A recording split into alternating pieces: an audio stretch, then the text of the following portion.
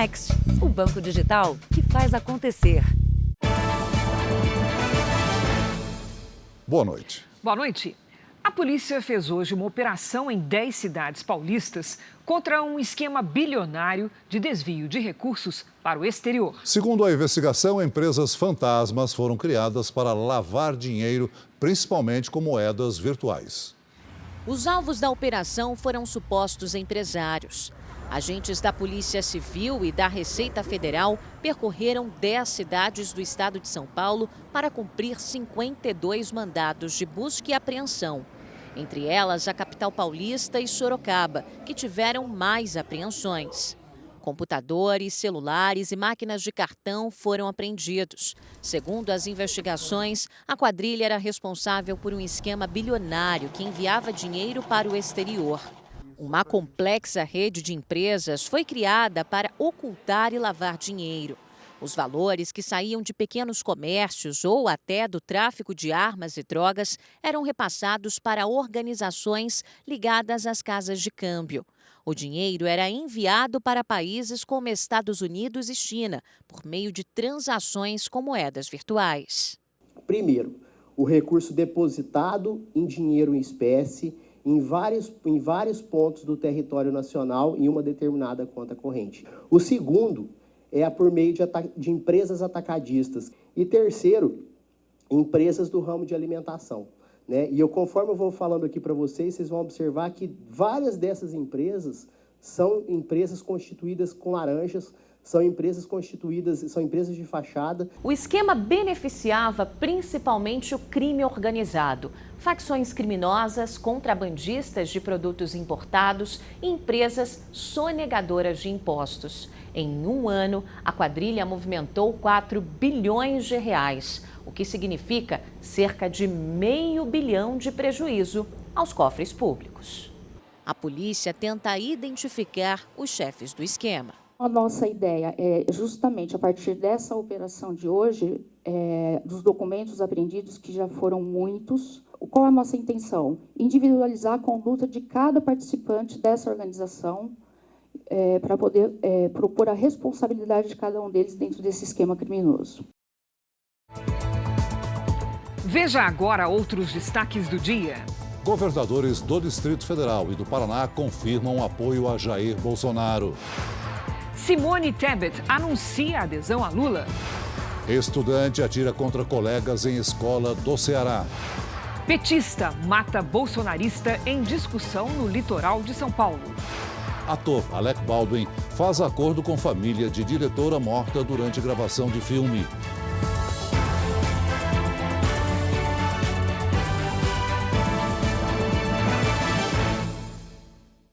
Oferecimento. O Pix no Bradesco está ainda melhor. Experimente.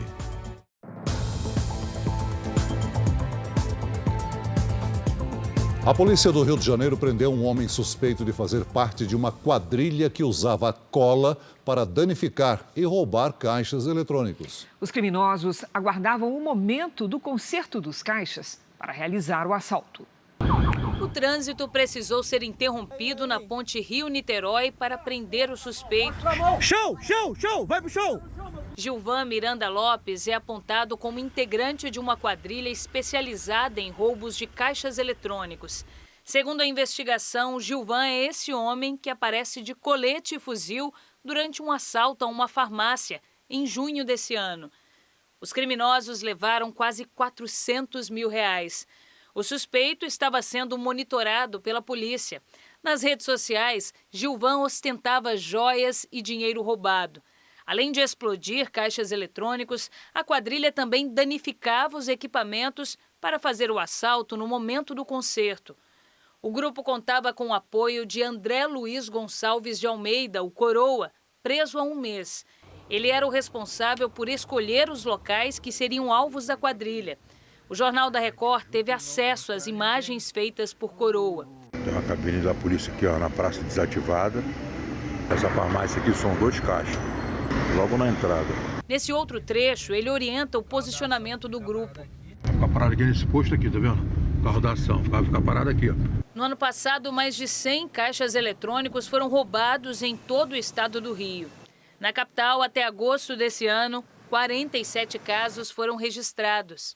4 suspeitos de integrar a quadrilha já foram presos. A polícia descobriu que eles recebiam o apoio de traficantes do Morro do Falé Fogueteiro, na região central da cidade. As armas usadas nos roubos eram emprestadas pela facção criminosa e o lucro dividido entre eles. Há suspeita da participação, inclusive, da liderança do tráfico de drogas local na coordenação desse roubo. Hoje faz 2 anos que o Banco Central lançou o Pix. O sistema de transações caiu no gosto do brasileiro. Já foram feitos quase 22 bilhões de pagamentos. Mas o Pix também se tornou o alvo de criminosos. 3 letrinhas mudaram a forma como o cabeleireiro Edgar recebe pelo que faz. O Pix está sendo ótimo, ele me ajuda bastante, o dinheiro cai na hora, não preciso pagar taxa de maquininha, taxa de cartão. Para Fernanda, que gerencia um açougue, também ficou tudo mais fácil. A minha patroa criou uma conta com uma chave Pix e quando o cliente faz o Pix, a gente consegue ter acesso a essa conta para ver se o valor caiu. Faz exatamente 2 anos que o Banco Central lançou o sistema de transferências e pagamentos via Pix. De lá para cá, já foram quase 22 bilhões de transações desse tipo. Só no mês passado, os brasileiros usaram o Pix para fazer mais de 430 milhões de pagamentos a empresas. 3 vezes mais do que em setembro do ano passado. Facilitou a vida dos usuários e criou formas de pessoas que eventualmente não conseguiam fazer pagamentos digitais entrarem nesse mercado. Mas com o aumento no número de transações, cresceu também a quantidade de golpes.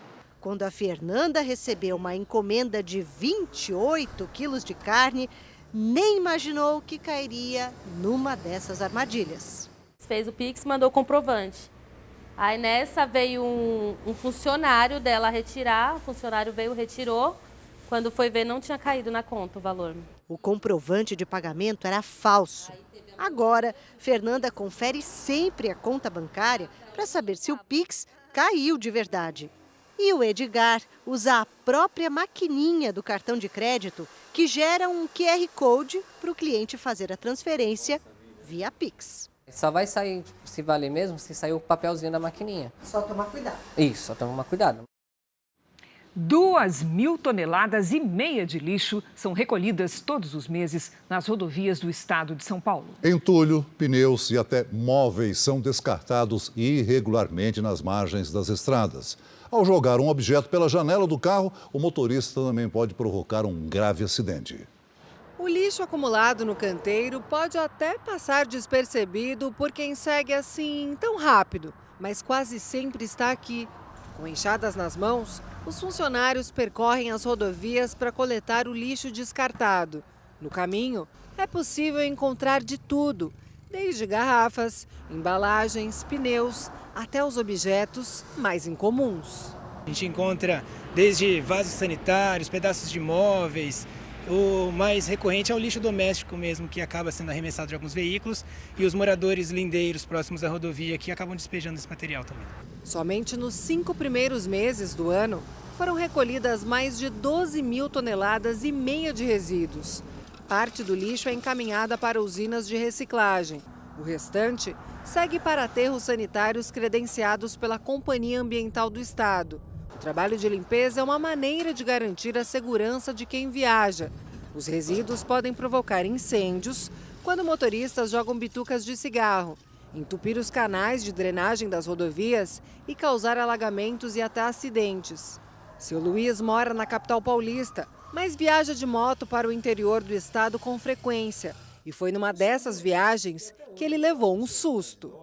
Algum cidadão jogou uma casca de coco na pista. Ficou exatamente em cima da sinalização horizontal, central da pista. Ele só não sofreu um acidente porque estava em baixa velocidade e conseguiu frear. Percebi, parei e retirei o lixo da pista. Mas uma moto numa velocidade considerável, se bater, vai desequilibrar. Mariana não teve a mesma sorte. O carro em que ela estava capotou quando voltava de viagem com uma amiga. Minha amiga pegou uma poça de água e o carro sofreu uma aquaplanagem. O acidente foi bem grave, muita gente se feriu, inclusive a minha amiga e eu, a gente foi para o hospital. Pelo Código de Trânsito Brasileiro, descartar objetos pela janela dos veículos é infração média, punida com multa de mais de R$ 130 e perda de 4 pontos na carteira de habilitação. Hoje em dia a gente pode jogar no chãozinho do carro, na sacolinha e depois recolher, né? Infelizmente é muito comum, né, essa falta de consciência, né, dos condutores, e você está na estrada, sempre vê alguém jogando alguma coisa pela janela. No Rio de Janeiro, a funcionária de uma banca de jornais foi resgatada pela polícia depois de ser ameaçada com uma faca por outra mulher. A vítima foi abordada quando estava trabalhando. Depois de ser imobilizada, a agressora foi presa. A vítima sofreu um corte superficial no rosto. Um adolescente de 15 anos entrou armado numa sala de aula e atirou contra 3 colegas no interior do Ceará. O ataque aconteceu nesta escola estadual na cidade de Sobral. 2 alunos foram baleados na cabeça. Um deles está internado em estado grave. Um terceiro estudante ficou ferido na perna. Logo depois do crime, o adolescente voltou para casa, onde foi apreendido pela polícia. Já na delegacia, disse que atirou nos colegas porque sofria bullying. A polícia apreendeu celulares e computadores do atirador. Todos os envolvidos são alunos do 1º ano do ensino médio e estudam na mesma sala. O ator Alec Baldwin chegou a um acordo com a família da diretora de fotografia morta por um tiro acidental durante as gravações de um filme. O caso foi resolvido fora do tribunal. A família de Halyna Hutchins, diretora de fotografia morta durante as filmagens, concordou com a retomada das gravações em janeiro do ano que vem. Em contrapartida, Matthew Hutchins, viúvo da cineasta, será um dos produtores executivos do filme e vai receber parte dos lucros do longa-metragem. Os familiares da vítima tinham aberto um processo contra Baldwin e a produção do filme. Eles reclamavam de negligência na segurança das filmagens. Um acordo entre as partes definiu o arquivamento do processo. A investigação criminal do caso continua a ser realizada pela polícia. Essa simulação mostra como tudo teria acontecido. Baldwin recebeu o revólver de um dos produtores e, durante um ensaio, disparou a arma carregada com munição real. Halyna Hutchins, que acompanhava de perto, foi atingida e morreu. O tiro ainda feriu o diretor, Joel Souza, que sobreviveu. As filmagens foram interrompidas depois do acidente. O acordo ainda precisa passar pela aprovação da Justiça da Califórnia. A família de Halyna chegou à conclusão de que tudo não passou de um terrível acidente, afirmou o marido da vítima. Ele ainda agradeceu aos que se uniram para homenagear a diretora. Pelas redes sociais, o ator Alec Baldwin disse que todos fizeram o que é melhor para o filho da diretora de fotografia. A atriz Angelina Jolie deu novas informações sobre o processo que move por abuso contra o ex-marido, o também ator Brad Pitt. As informações já eram parcialmente conhecidas, mas tiveram detalhes revelados na disputa entre os dois por uma vinícola na França. Segundo Angelina Jolie, Brad Pitt abusou física e emocionalmente dela e dos filhos. Tudo teria acontecido em um voo em 2016. A briga foi um dos motivos que levaram à separação do casal. A atriz diz que Pitt sacudiu a cabeça dela e a empurrou contra a parede do banheiro. Além disso, o ator teria enforcado uma das crianças e batido em outra no rosto. A defesa de Brad Pitt disse que ele já assumiu a responsabilidade por coisas que fez no passado, mas não reconheceria fatos que não aconteceram. Veja a seguir. Chuva deixa mais de 540 desabrigados em Minas Gerais. E veja também, faltam poucas assinaturas de apoio para a criação da CPI dos institutos de pesquisa.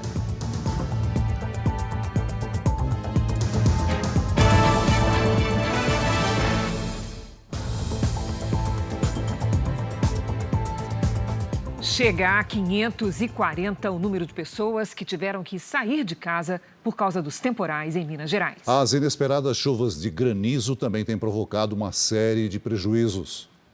O Bruno vai ter que reformar o telhado da varanda de casa. O granizo foi mais ou menos 20 minutos. Minha mãe veio para pegar os cachorros e quando foi ver já tinha telha no chão, escada no chão, tudo no chão. A chuva de granizo chegou de repente, obrigando todo mundo a buscar abrigo. Prejuízo para os motoristas que foram pegos de surpresa no trânsito.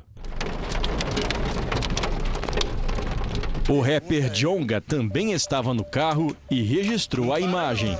Não para não, olha lá. Ele estava neste poste na hora do temporal. O dono desta oficina disse que só hoje, pelo menos 20 pessoas vieram para fazer orçamento para consertar os estragos que as pedras de granizo causaram nos carros. O estrago maior é no capô, no teto, na tampa do porta-mala, às vezes um pouquinho na coluna, e se pega a chuva meio lateral, pega um pouquinho nas portas também. Em apenas 4 dias, já choveu mais de 70% do volume esperado para outubro em Belo Horizonte.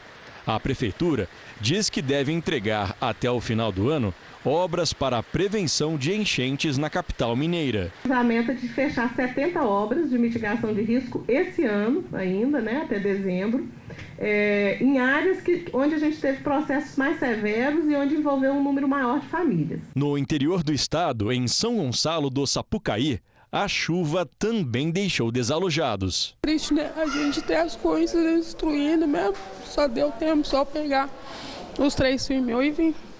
Né? Porque a chuva foi de repente. Minas Gerais também é o assunto da previsão do tempo, porque deve haver alguma explicação para tanta chuva, inclusive com granizo por tantos dias seguidos lá em Minas. Alô, Lid, boa noite. O que é que está acontecendo por lá? Vamos lá, Cris. Boa noite para você. Oi, Celso. Muito boa noite. Boa noite a todos. Olha só, Cris, temporais com granizo são comuns na primavera e neste ano estão intensificados pelo efeito Laninha. O fenômeno deixa a atmosfera mais fria. Além disso, temos uma grande circulação de ventos que funciona como uma fábrica de nuvens. O resultado, um cinturão de nebulosidade envolvendo o centro-sul. Para aumentar a quantidade de água e os alertas nesta quinta-feira, um ciclone e uma frente fria fortalecem e espalham as tempestades. Atenção aos temporais com ventania e granizo no sul de Mato Grosso, de Goiás e de Minas Gerais e sobre Mato Grosso do Sul e São Paulo. Na região sul, risco de alagamentos e enchentes. Nas áreas claras, tempo firme. No norte do país, onde cair, a chuva pode ser forte. Em Florianópolis, máxima de 21 graus. No Rio de Janeiro, 30, com previsão de chuva à noite. Em Brasília e João Pessoa, 29 e até 35 em Rio Branco. Na capital paulista, faz 29 graus. A partir da tarde, atenção aos temporais com chance também de granizo. O Tempo Delivery de hoje é para o Luiz Ricardo de Laranjeiras do Sul, Paraná. Vamos lá. Oi, Luiz. Seguinte, a quinta começa cinzenta e a chuva pode vir forte a qualquer hora. Máxima de 21 graus. A partir de sexta, o tempo fica firme e aí sim a temperatura sobe aos poucos. Previsão para qualquer cidade do Brasil e do mundo é aqui no Tempo Delivery. Basta enviar uma mensagem pelas redes sociais com a hashtag #VocênoJR. Cris, Celso. Valeu, Lid. Até amanhã, Lid. Até. Uma tempestade de poeira atingiu o estado americano do Arizona nesta semana. Imagens divulgadas nas redes sociais mostram que a areia encobriu parte da capital, Phoenix. Em áreas rurais e urbanas e nas estradas, os motoristas perderam completamente a visibilidade. O fenômeno provocou o cancelamento de voos e deixou 80 mil pessoas sem energia elétrica. Veja a seguir. Mulher é a mais nova vítima de gangue da cotovelada. E também, bolsonarista é morto por petista em discussão no litoral de São Paulo.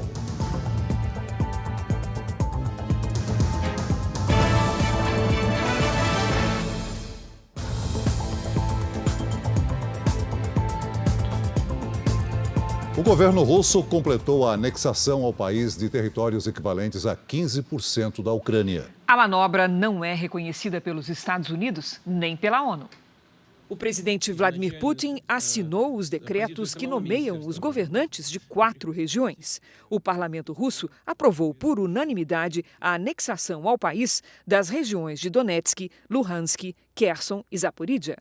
Putin também ordenou que os militares assumam o controle da usina nuclear de Zaporídia, a maior em operação na Europa.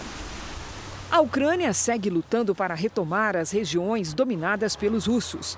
Hoje, soldados avançaram pelo território de Luhansk. Na última semana, partes de Kherson e Donetsk também foram retomadas. Um porta-voz do Kremlin disse que Moscou vai recuperar esses territórios perdidos e que essas novas áreas serão russas para sempre. 2 cientistas dos Estados Unidos e um europeu foram os vencedores do Prêmio Nobel de Química de 2022. Os químicos americanos Caroline Bertozzi, Barry Sharpless e o dinamarquês Morten Meldal se destacaram por criar uma ferramenta capaz de construir moléculas. A principal aplicação do trabalho deles está na fabricação de remédios. A gangue do cotovelo segue atacando na região central de São Paulo. Hoje, uma mulher foi vítima dos criminosos. 8 suspeitos já foram presos. Essa mulher acabou de ser vítima da gangue da cotovelada. E por pouco não ficou sem o celular. Eu estava parada no sinal, eu olhei no retrovisor e eu vi o menino vindo aqui. Ele chegou, ele bateu no vidro 2 vezes até conseguir quebrar. Passo celular e tentando pegar o celular. Só que eu consegui jogar o celular para o painel. Ela se machucou com os estilhaços do vidro.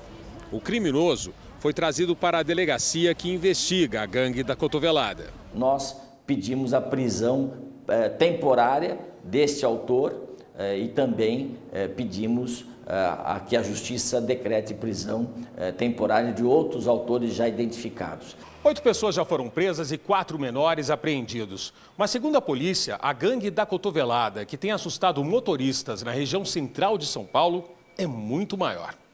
Na semana passada, nós mostramos aqui no Jornal da Record o caso do motorista de aplicativo, Rafael, que foi vítima da mesma gangue. Os criminosos quase sempre agem em dupla. Repare, enquanto um rapaz se aproxima da porta do motorista, o outro assaltante já está no lado do passageiro e ataca.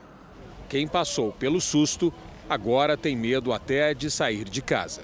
Hoje eu busco meu filho, penso olhando o tempo todo para o lado, pensando, nossa, se alguém me assaltar aqui, o que eu vou fazer?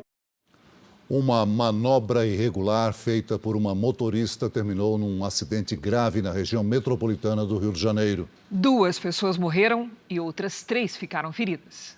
O carro, que está no acostamento na contramão, acelera para cruzar a estrada e fazer a manobra proibida. O motorista do veículo branco é pego de surpresa e, para fugir da colisão, desvia para a direção do canteiro. 5 pessoas que aguardavam para atravessar a pista foram atingidas. A motorista que causou o acidente não parou para prestar socorro.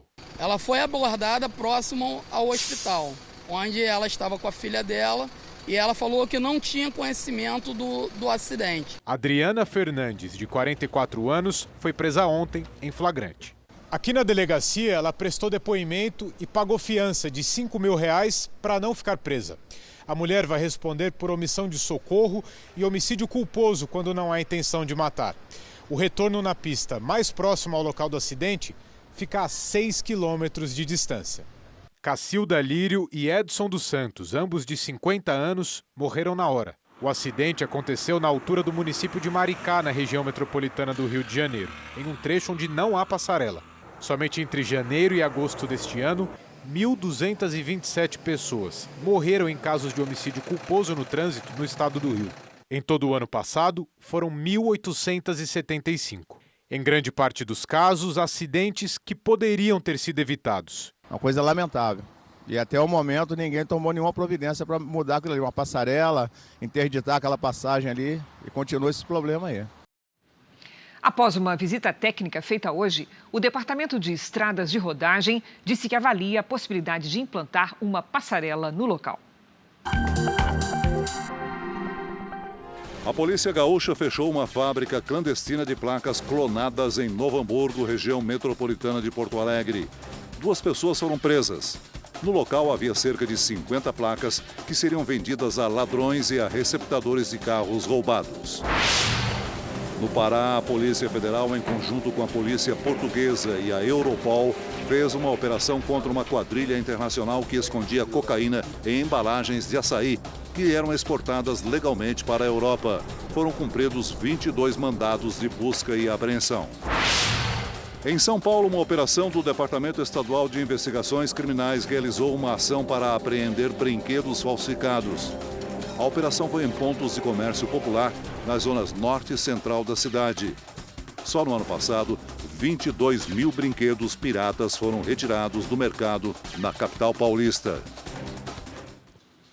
Um idoso de 91 anos morreu após cair de um micro-ônibus que circulava com a porta aberta em Goiânia. Ele era cadeirante e estava a caminho do dentista. Este vídeo mostra quando o micro-ônibus freia. O idoso é arremessado e bate com a cabeça no chão.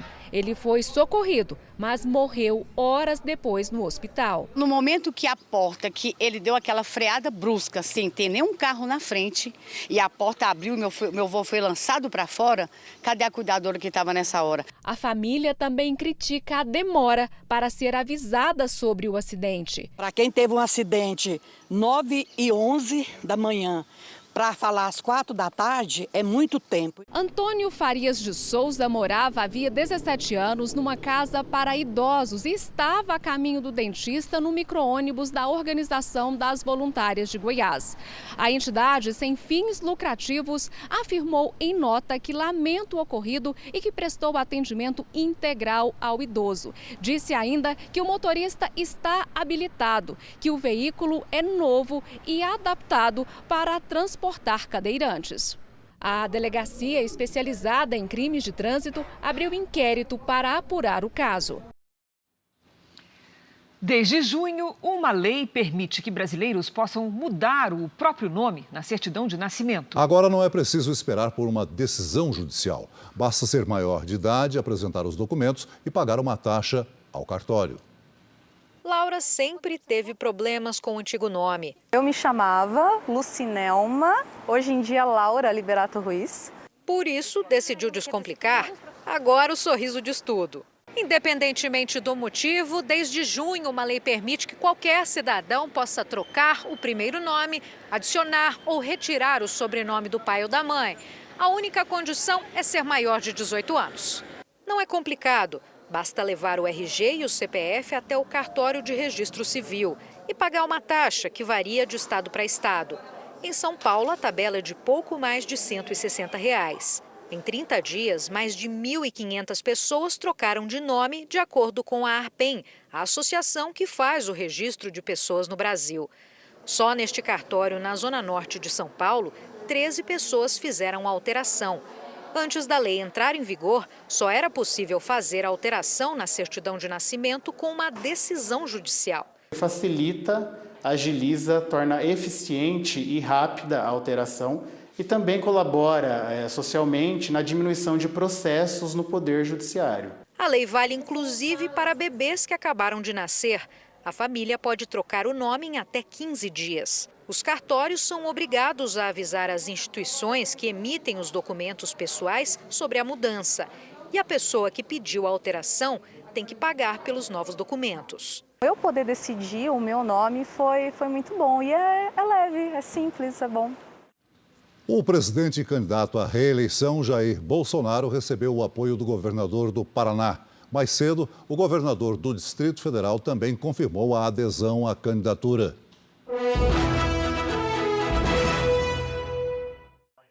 O candidato do PL à reeleição, Jair Bolsonaro, dedicou mais um dia a demonstrar força política. Os governadores reeleitos do Distrito Federal, Ibanez Rocha, e do Paraná, Ratinho Júnior, apoiaram o presidente. Que esse modelo de governo que está sendo liderado pelo presidente Bolsonaro é um modelo importante para que o Brasil continue crescendo, se desenvolvendo e melhorando a vida das pessoas. Bolsonaro também se reuniu com integrantes da Frente Parlamentar da Agropecuária. Não temos nenhuma dúvida de que o presidente foi o presidente que mais deu apoio ao agro brasileiro. E é por isso que o agro, integralmente, os produtores rurais pequenos, médios e grandes produtores estão fechados com a candidatura à reeleição do presidente Jair Bolsonaro. No total, Jair Bolsonaro já conquistou o apoio de 8 governadores eleitos: Gladson Cameli, Ibanez Rocha, Ronaldo Caiado, Mauro Mendes, Romeu Zema, Ratinho Júnior, Cláudio Castro e Antônio Denário. Se reeleito, Bolsonaro terá a maioria no Congresso. O presidente esteve também com um grupo de senadores. Nos próximos dias, Bolsonaro deve receber o apoio do ex-presidente Michel Temer, que se colocou contra a possibilidade do MDB apoiar Lula. O partido liberou os filiados a tomarem uma decisão sobre o assunto. Os apoios são um primeiro passo para uma busca ainda mais intensa por votos pelo presidente Jair Bolsonaro nos estados considerados decisivos, como Minas Gerais. O presidente vai aumentar as visitas ao estado neste segundo turno.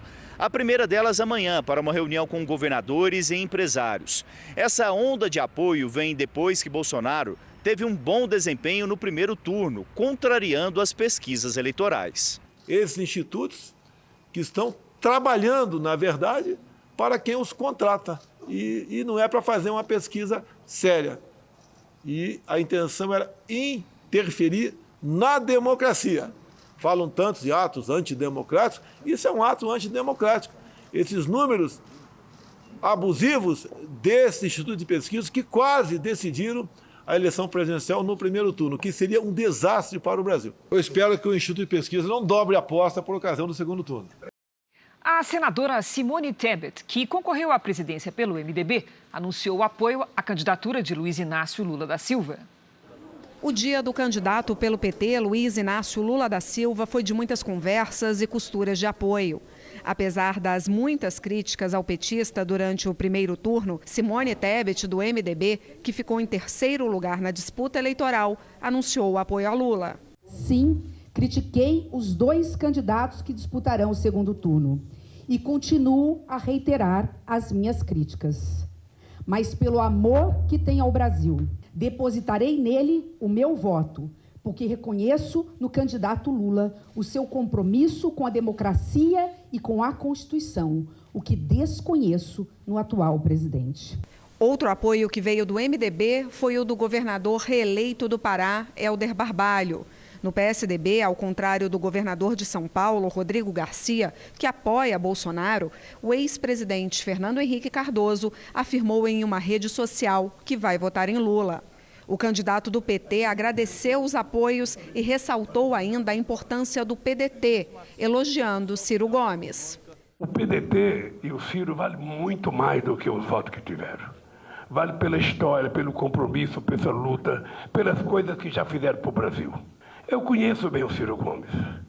Ele foi meu ministro, nós, almoçamos juntos, bebemos juntos, jogamos bola juntos.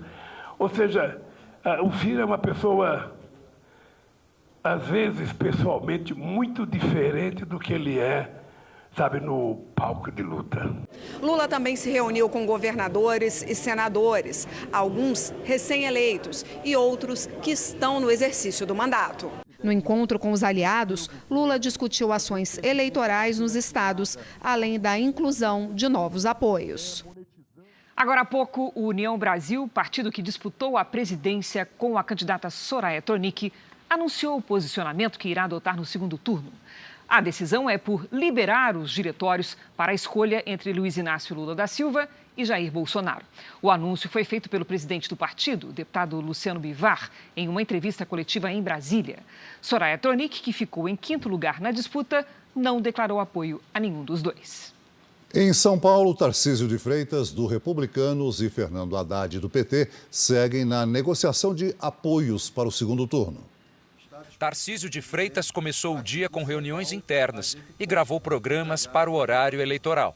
No fim da tarde, o candidato do Republicanos ao governo do estado se reuniu com dirigentes de mais um partido que anuncia apoio à candidatura de Tarcísio, União Brasil.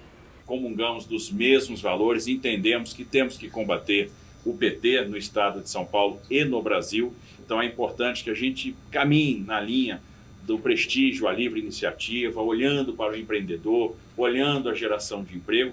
Quem também divulgou apoio a Tarcísio de Freitas foi Vinícius Poit, do Novo, que disputou as eleições no primeiro turno para o governo do estado. O candidato Fernando Haddad conversou com jornalistas ao sair de casa no fim da manhã. O petista comentou a estratégia da campanha para o segundo turno. O PDT, que ontem anunciou apoio ao candidato Lula, hoje aderiu também a Fernando Haddad. A maior votação de primeiro turno da história do campo progressista, do campo democrático. Então, nós temos toda a condição de reiterar as nossas propostas e, eventualmente, acolher propostas de outras forças políticas que queiram se somar. Depois, Haddad ainda participou de um evento do partido com a presença do ex-presidente Lula. Vamos ver como é que foi a agenda dos candidatos ao governo da Bahia nesta quarta-feira.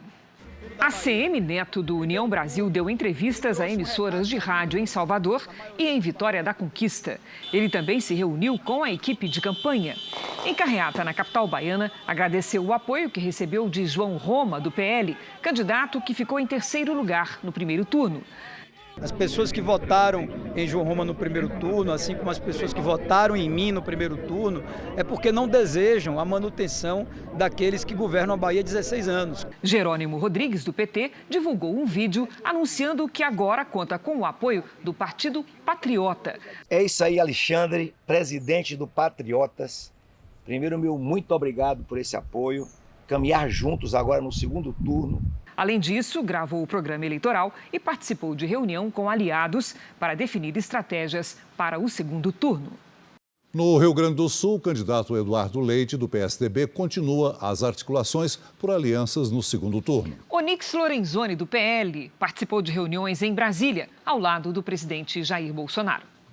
A expectativa de Onyx Lorenzoni é contar com a presença do presidente Bolsonaro em comícios pelo Rio Grande do Sul. Um grupo forte do PMDB do Rio Grande do Sul, trabalhando pelo presidente Jair Bolsonaro, e a gente espera que a gente consiga unir essa parte do PMDB para que também caminhe conosco agora na eleição. Desde 1998, um candidato ao governo gaúcho não vence a eleição depois de sair atrás no primeiro turno. Mesmo com a vantagem, Onyx trabalha para obter mais apoio na reta final. Na próxima semana, o ex-ministro se reúne com Roberto Argenta, do PSC, quinto colocado na disputa no Rio Grande do Sul. Eduardo Leite também se articula para contar com outros partidos no palanque tucano.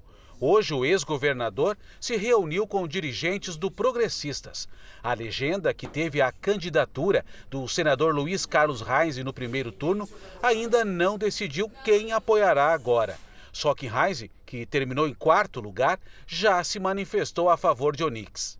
Leite também negocia com o PDT. O apoio que já está garantido é o do PSB. Uma família, um tem que fazer gestos e concessões para os outros.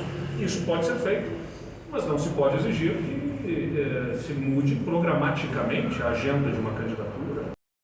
O pedido de criação da CPI dos institutos de pesquisa já tem o número mínimo de 27 assinaturas necessárias para que a comissão seja instalada no Senado. As empresas responsáveis pelos levantamentos também entraram na mira da Polícia Federal.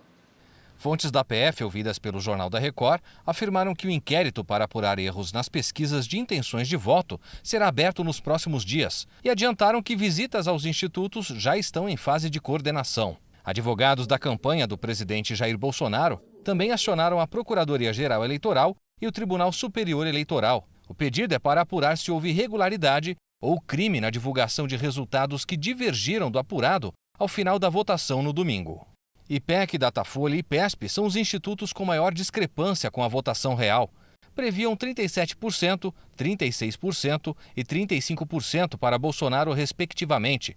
Uma diferença de 14 pontos percentuais a mais para o ex-presidente Lula. E a diferença nas urnas foi de 5,23 pontos percentuais. Quaest, Atlas Intel, Poder Data, Ideia, MDA e Paraná Pesquisas também erraram, principalmente em relação aos votos válidos para Bolsonaro. Previam entre 38% e 41% para o atual presidente, que teve 43,20% nas urnas. A base de apoio do presidente Jair Bolsonaro no Senado corre para garantir a instalação da CPI das pesquisas, com o objetivo de investigar se pode ter ocorrido manipulação dos resultados antes do primeiro turno.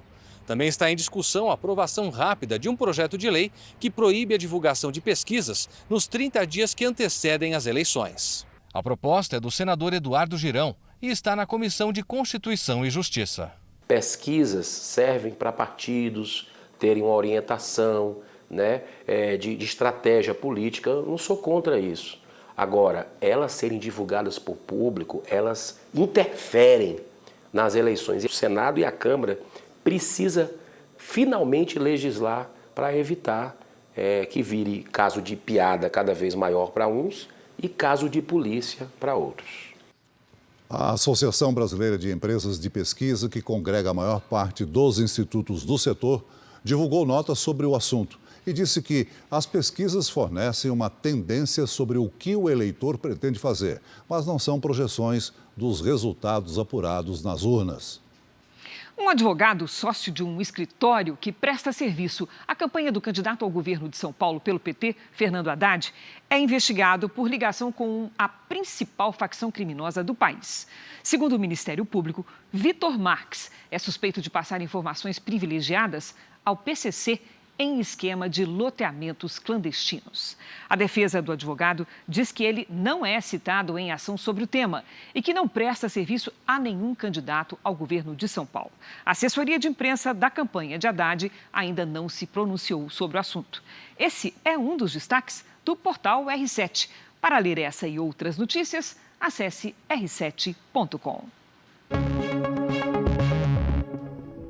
Imagens divulgadas hoje mostram quando um homem escapa por pouco de ser atingido pelo tronco de uma árvore. Veja de novo por esse ângulo. A queda acontece logo após ele passar e atinge apenas o carro. O caso aconteceu ontem, depois de uma chuva forte em Belo Horizonte. No litoral paulista, uma discussão política terminou com a morte de um apoiador do presidente Bolsonaro. O acusado, que foi preso em flagrante, é simpatizante do candidato Lula. O suspeito confessou o crime no momento da prisão. Luiz Antônio Ferreira da Silva tem 42 anos e é eletricista. Disse que discutiu com um amigo por divergências políticas. O estilista José Roberto Gomes Mendes, de 59 anos, foi morto a facadas. A vítima votava em Jair Bolsonaro. O autor do crime é eleitor de Lula. Vítima e assassino eram amigos e moravam juntos há 5 anos aqui em Itanhaém, no litoral sul de São Paulo. Inicialmente, Luiz Antônio alegou aos policiais militares que atenderam à ocorrência que foi um acidente. Durante discussão, José Roberto teria caído sobre a faca. Mas, após a constatação de que foram 8 golpes, ele mudou a versão e disse que agiu em legítima defesa, o que a polícia não acredita. A motivação, as circunstâncias, a intensidade das agressões e especialmente a quantidade, por hora, essa argumentação de legítima defesa, ela não foi aceita em solo policial. No depoimento, já na delegacia, o acusado revelou que estava fazendo almoço quando a vítima fez o comentário de que todo petista é ladrão. Ele teria respondido: então está comendo a comida que o petista comprou. Após a briga, Luiz Antônio disse que tentou prestar socorro, mas o amigo já estava morto. A Polícia Federal descobriu um porto clandestino no Rio Grande do Sul, onde criminosos contrabandeavam grãos vindos da Argentina. 60 toneladas de soja foram apreendidas. Os criminosos atuavam às margens do Rio Uruguai, no município de Esperança do Sul, Norte Gaúcho. A região fica na fronteira com a Argentina. A carga ilegal chegava de barco e depois era transportada até um galpão de armazenamento. A investigação da Polícia Federal acontece há alguns meses. Em uma operação em conjunto com a Brigada Militar e Receita Federal, foram apreendidas 60 toneladas de soja contrabandeada da Argentina. A soja que entrava no país não era tributada e gerava prejuízos aos cofres públicos. Também foram apreendidos 2 tratores, caçambas, equipamentos e veículos. O porto clandestino era todo monitorado por câmeras de segurança, o que facilitou a fuga dos criminosos de barco para a Argentina quando a polícia apareceu. A gente vê que tem várias pessoas envolvidas, muitos inclusive argentinos, que são usados para transportar essa da mercadoria. E agora a gente vai evoluir a investigação para saber quem era o verdadeiro responsável pela propriedade, quem está por trás disso aí. O valor da carga e dos bens apreendidos foi estimado em R$670 mil. Quadrilhas criam anúncios falsos na internet com fotos de imóveis verdadeiros para enganar quem se interessa pelas ofertas. Muitas vezes, as vítimas só descobrem o golpe depois que interessados no imóvel procuraram os proprietários. Isabelle anunciou este imóvel na internet no ano passado. Pouco tempo depois, desistiu do negócio e permaneceu com a casa. O problema é que, sem ela saber, um golpista criou uma página nas redes sociais com as mesmas fotos usadas no antigo anúncio, o verdadeiro. O criminoso fixou o preço em R$180 mil, com um detalhe: só fecharia o negócio com o pagamento de uma entrada de R$30 mil. Pelo valor que ele anunciou muito baixo, né, realmente a casa se tornou interessante. Então tinha algumas pessoas perguntando onde fica, qual o endereço, né? E aí eu coloquei na mesma postagem, eu digo, gente, essa casa não está à venda. Após fazer o alerta na página falsa, ela foi ameaçada e registrou um boletim de ocorrência. Tem como a senhora me comprovar isso, que é fake, que a casa é sua? Me manda fotos da sua casa, ou você pode estar apagando todos esses comentários, tá? Que isso é deselegante. Você está atrapalhando o meu serviço. Quem descobriu o golpe foi o Vinícius, que é corretor. Ele tentou fazer negócio quando a Isabelle queria realmente vender a casa e foi surpreendido ao ver na semana passada o imóvel à venda novamente.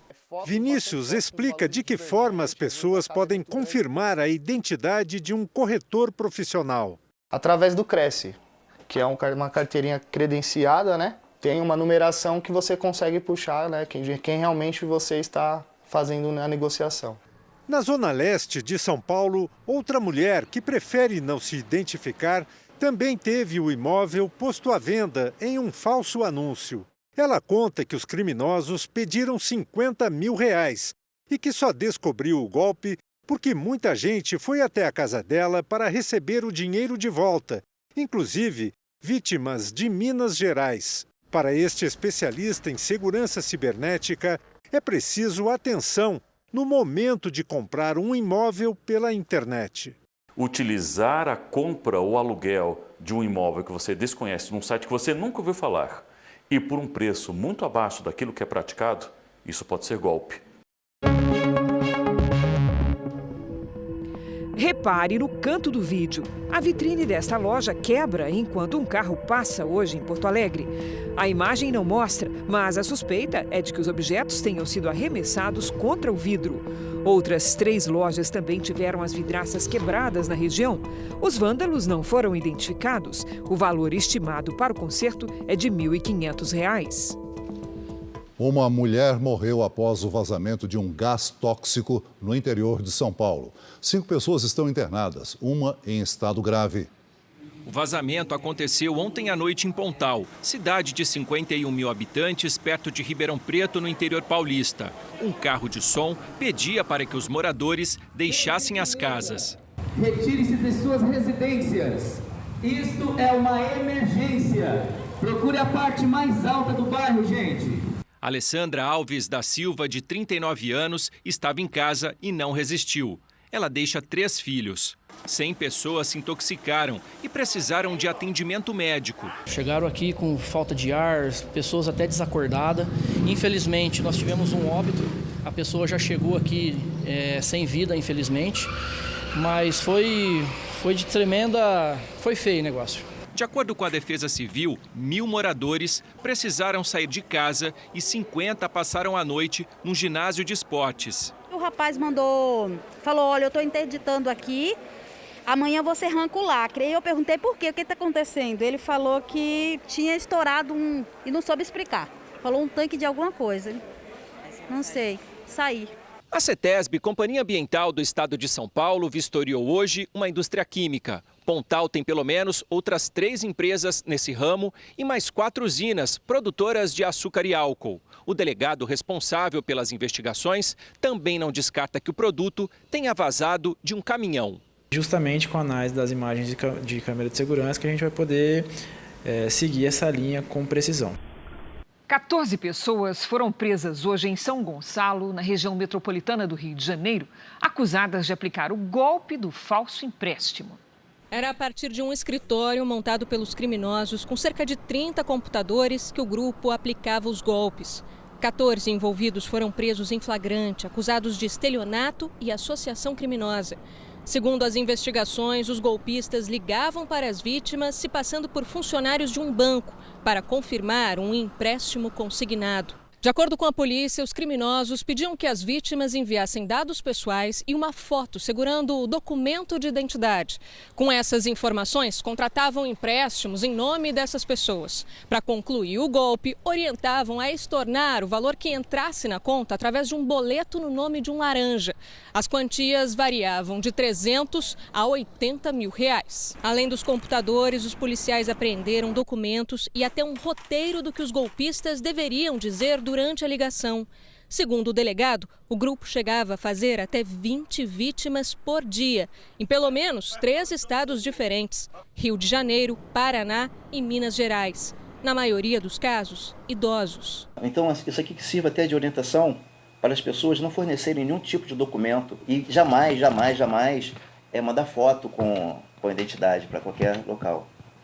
O Jornal da Record de hoje termina aqui. Esta edição na íntegra e também a nossa versão em podcast estão no Play Plus e em todas as nossas plataformas digitais. E à 00:30 tem mais Jornal da Record. Fique agora com o Reis.